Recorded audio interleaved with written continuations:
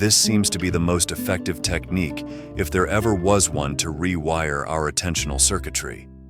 Basic routine taking 17 minutes can forever rewire your brain to be able to attend better and offset some of that attentional drift, regardless of whether or not you're a child or you're an adult, whether or not you have ADHD or not. The effects are significant, they are long-lasting, and they appear to exist after just one session of this quiet 17-minute interoception. So let's take a step back and think about how we focus and how to get better at focus. And I'm going to share with you a tool for which there are terrific research data that will allow you in a single session to enhance your ability to focus in theory forever. And no, I'm not going to try and convince you to meditate. What we're about to talk about is when attention works and when attention falters, and what we are specifically going to talk about are what are called attentional blinks. We do this all the time, and people with ADHD tend to have many more attentional blinks than people that don't, and this is true for children and for adults. If you see something that you're looking for, or you're very interested in something, you are definitely missing other information, in part because you're over-focusing on something. And this leads to a very interesting hypothesis about what might go wrong in ADHD, where we've always thought that they cannot focus, and yet we know they can focus on things they care very much about. Well, maybe they are experiencing more attentional blinks than people who do not have ADHD. And indeed, there are data now to support the possibility that that's actually what's happening. And that should be exciting to anyone that has ADHD. It should also be exciting to anyone that cares about increasing their focus and their ability to attend. What this is saying is that these circuits that underlie focus on our ability to attend and our ability to eliminate distraction, they aren't just failing to focus. That's just a semantic way of describing the outcome. They are over-focusing on certain things and thereby missing other things. And so our distractibility, or the extractability of somebody with ADHD, could exist because they are over-focusing on certain elements, and they are therefore missing other elements that they should be attending to.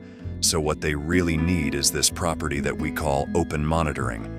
Now, open monitoring is something typically is associated with people who have done a lot of meditation, so-called Vipassana meditation, or have spent a lot of time learning how to do what's called open gaze visual analysis and open gaze thinking. But there's a simpler version of this that allows us to bypass all that.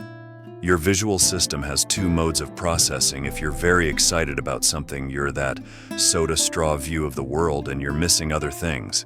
Okay, that's high levels of attention.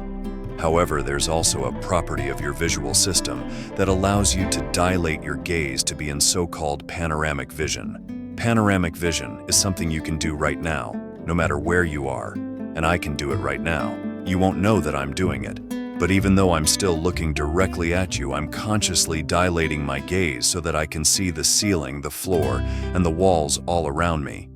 That panoramic vision is actually mediated by a separate stream or set of neural circuits going from the eye into the brain, and it's a stream or set of circuits that isn't just wide-angle view, it also is better at processing things in time.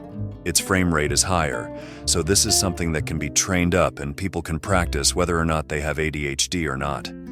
What it involves is learning how to dilate your gaze consciously. That's actually quite easy for most people. Whether or not you wear corrective lenses or contacts or not, you can consciously go into open gaze and then you can contract your field of view as well.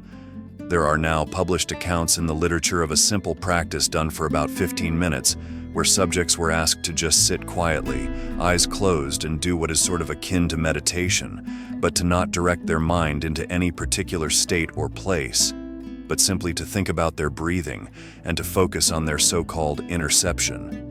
Focus on how their body feels, their mind drifted to bring it back for about 15 minutes. That might not seem like a significant or unusual practice, or that it would have any impact at all. But remarkably, just doing that once for 17 minutes significantly reduced the number of attentional blinks that people would carry out. In other words, their focus got better in a near-permanent way without any additional training. There's something about that practice of reducing the amount of visual information coming in and learning to pay attention to one's internal state, what we call interoception, that allows them an awareness such that when they need to look for visual targets, when they need to focus on multiple things in the sequence, they don't experience the same number of attentional blinks. And I should mention, not incidentally, as people age, and their working memory gets worse and their ability to focus gets worse.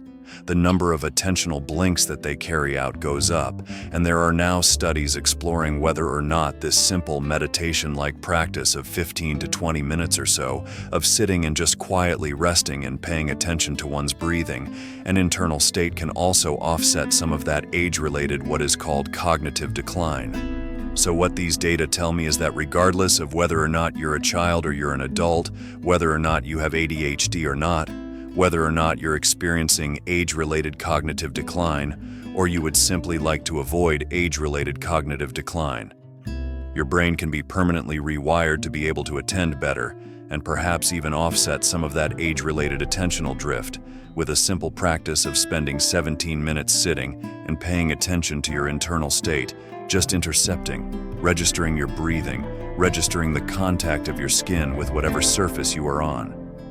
Now, I don't expect anyone to start meditating regularly.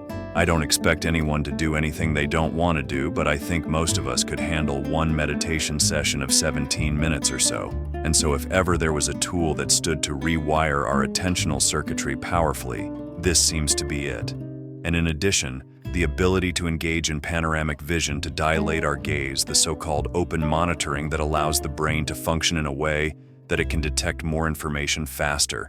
That's a powerful tool as well. And the beauty of that tool is that it works the first time and it works every time now. How exactly it works is a little bit unclear.